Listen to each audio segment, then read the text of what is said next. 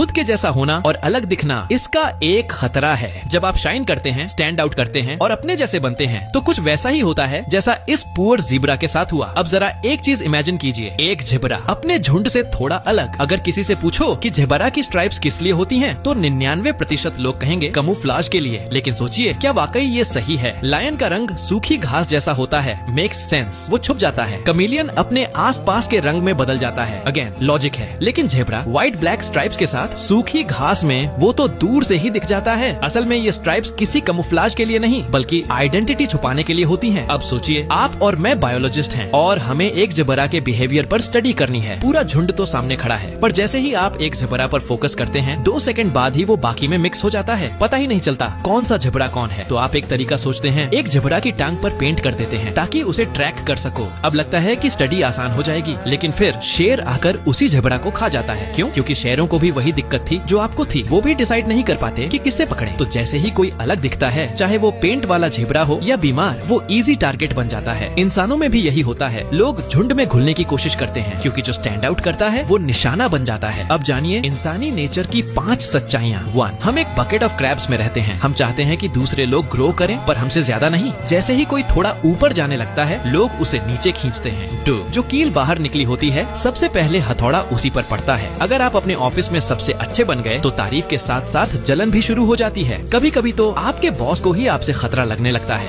3, अपने गोल्स और अचीवमेंट्स सबके सामने मत फैलाइए। जिंदगी एक बोर्ड गेम जैसी होती है। जैसे ही कोई प्लेयर ज्यादा आगे निकलता है, बाकी सारे मिलकर उसे पीछे खींचते हैं। 4, अगर आप झुंड से अलग हो रहे हैं तो साइलेंटली मूव कीजिए। अलग होना गलत नहीं है, पर ध्यान खींचने वाला बनना खतरनाक है। सबसे काम क्वाइटली कीजिए, अपने हैबिट्स पर फोकस रखिए, वहीं असली प्रोग्रेस होती है।